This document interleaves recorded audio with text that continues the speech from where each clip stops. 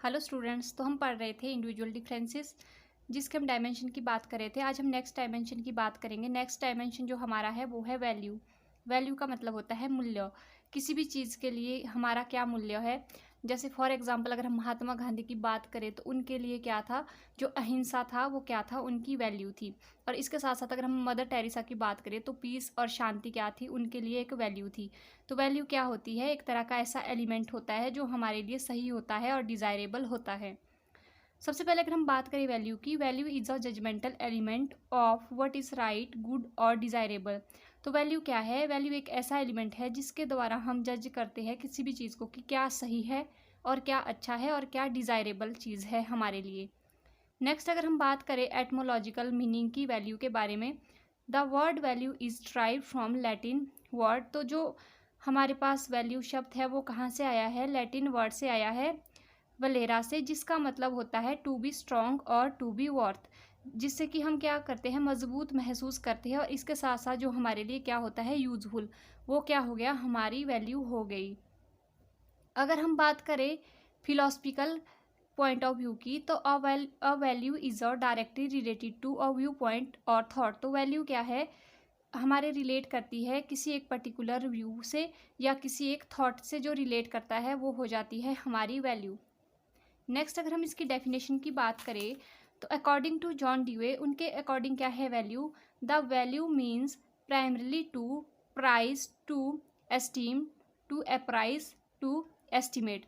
तो उनके अनुसार वैल्यू क्या है, वैल्यू का मतलब है ऐसी प्राइमरली चीज़ जो हमें या तो प्राइस देती है या इसके साथ साथ हमारी कुछ एक जो एस्टीम होती है उसको इंक्रीज करती है या अप्राइज करती है, और इसके साथ साथ क्या करती है, कुछ एक एस्टिमेट देती है हमें कि इसका क्या हो सकता है, इसका सही क्या हो सकता है या गलत क्या हो सकता है। इस चीज़ को करने के बाद ये सारी क्या आ जाती है, हमारी वैल्यू आ जाती है।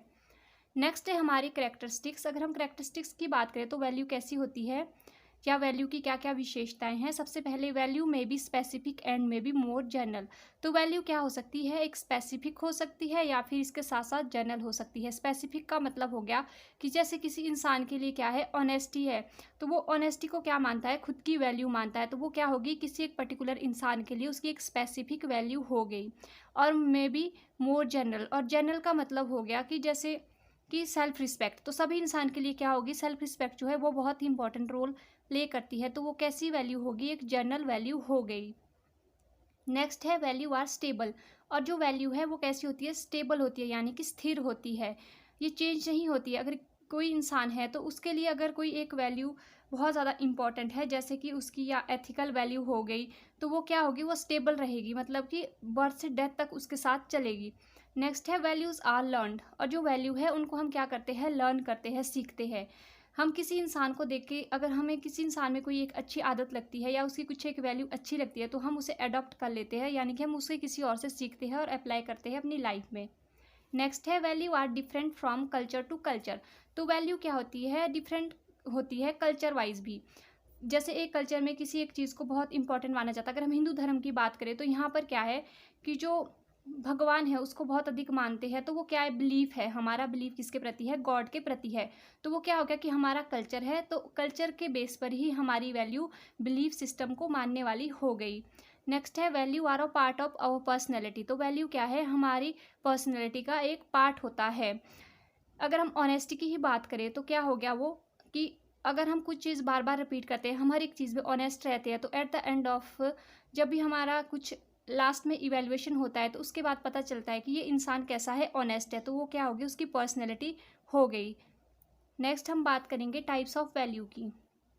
वैल्यू दो टाइप की होती है, एक terminal value, next instrumental value. Terminal value कि जो हम हमारे पास जितनी भी वैल्यूज़ है उसके एंड में जो हमें एक प्रोडक्ट मिलता है या रिजल्ट मिलता है वो क्या होगी, टर्मिनल वैल्यू। जैसे हैप्पीनेस, अगर हम कुछ काम डेली बेसिस पे कर रहे हैं और उसको करने के बाद एट द एंड हमें क्या मिल रही है, उससे खुशी मिल रही है या सेल्फ रिस्पेक्ट मिल रही है, या अपनी नज़रों में हम समझ रहे हैं कि जो हम एक वैल्यू को अपने लाइफ में ला रहे हैं उसकी वजह से हम अच्छे इंसान बन रहे हैं, तो वो क्या होगी, हमारी टर्मिनल वैल्यू होगी। These are a value that we think are most important और मोस्ट डिज़ायरेबल। तो ये ऐसी वैल्यू होती है जो कि बहुत ज़्यादा इंपॉर्टेंट होती है हमारी लाइफ में और बहुत ज़्यादा डिज़ायरेबल होती है हमारे लिए। नेक्स्ट अगर हम बात करें इंस्ट्रूमेंटल वैल्यू की, तो इंस्ट्रूमेंटल वैल्यू क्या होगी? ऐसी वैल्यू जो हम डेली बेसिस पे करते हैं, जिसके बेस पे हमें क्या मिलता है? टर्मिनल वैल्यू मिलती है, तो वो होगी हमारी instrumental value. For example being honest, तो क्या हो रहा है कि हम हर एक दिन अपने अंदर क्या कर रहे हैं? ऑनेस्टी का जो एक वैल्यू है उसको इम्प्लीकेट कर रहे हैं, और उसके बाद एट द एंड उस जब हम ये चीज़ कर रहे हैं उसके बाद हमें एक हैप्पीनेस मिलती है या सेल्फ सेटिस्फैक्शन मिलती है, तो वो क्या होगी कि इंस्ट्रूमेंटल वैल्यू हमें टर्मिनल वैल्यू प्रोवाइड करती है। नेक्स्ट अगर हम इसमें बात करें तो वो है क्लासिफिकेशन ऑफ वैल्यू। वैल्यू की क्लासिफिकेशन कौन कौन सी है? फर्स्ट वन है social value, personal value, moral value, cultural value, instrumental value और इंट्रिंसिक वैल्यू। तो सर अगर हम सोशल वैल्यू की बात करें तो सोसाइटी में रहते हुए जो वैल्यूज़ हमारे अंदर आती है वो आ जाती है सोशल वैल्यू के अंदर, जैसे लव, कंपैशन, टॉलरेंस और जस्टिस, ये सारी क्या है? हमारी सोशल वैल्यू है। नेक्स्ट है पर्सनल वैल्यू। पर्सनल वैल्यू की जो हर एक इंडिविजुअल में डिफरेंट डिफरेंट होती है, जैसे कि यूनिकनेस होती है उसमें, और लॉन्ग लास्टिक होती है, मीनिंगफुल होती है, और रिवॉर्डिंग होती है, इंस्पिरेशनल होती है, और प्रोवाइड गाइडेंस, जो कि हमारे अंदर से वैल्यू आती है, यानी कि हम उसे किसी और से नहीं लेते हैं, वो हमारे अंदर पहले से ही प्रेजेंट होती है, तो इसलिए हम इसको यूनिक वैल्यू भी कहते हैं। नेक्स्ट है मॉरल वैल्यू। मॉरल वैल्यू हमारे जैसे पर्सनल एक्सपीरियंस हो गए, ऑनेस्टी होगी या रिस्पेक्ट होगी किसी पर्टिकुलर इंसान के लिए, कल्चर इस सॉरी किसी भी जैसे टेम्पल्स के लिए या किसी भी धर्म के लिए, तो ये सारी क्या होगी? हमारी मॉरल वैल्यू होगी। नेक्स्ट है कल्चरल वैल्यू। कल्चरल वैल्यू के अंदर है जैसे कि रिचुअल या कस्टम जो हमारे होते हैं, उसके बेस पे हम किसी चीज़ को अगर वैल्यू कर रहे हैं तो वो हमारी कल्चरल वैल्यू हो गई। देन इंस्ट्रूमेंटल वैल्यू, जो हम डेली बेसिस पे कुछ एक वैल्यू को अपने अंदर लाते हैं, जैसे कि इंसिडेंटल वैल्यू होगी, और ये हेल्प करते हैं हमारे गोल को अचीव करने में। इंसिडेंटल वैल्यू मतलब कि हम कहीं गए, हमने किसी इंसान के अंदर कुछ एक अच्छी क्वालिटीज़ देखी है, उसकी कुछ एक अच्छी वैल्यूज़ देखी और उसके बाद उसको अपनी लाइफ में इम्प्लीकेट किया, तो वो क्या होगी? हमारी इंस्ट्रूमेंटल वैल्यू हो गई। नेक्स्ट है इंट्रिंसिक वैल्यू, यानी कि जो हमारे अंदर है within our self, these are the value which are related with goal of life. ये हमारे अंदर पहले से होती है, जैसे फॉर एग्जाम्पल हमें पता होता है कि हमने आगे जाकर क्या करना है, तो इसके लिए हम अपने अंदर कुछ एक ऐसी वैल्यूज़ लाते हैं, जैसे कि हम हार्ड वर्किंग होते हैं, ऑनेस्ट होते हैं अपने काम के प्रति, तो वो क्या होगी? इंट्रिंसिक वैल्यू होगी, जो कि हमारे अंदर से आ रही है, उसमें एनवायरनमेंट का बाहरी कोई भी रोल नहीं है उन वैल्यूज़ के अंदर, तो वो होगी हमारी इंट्रिंसिक वैल्यू।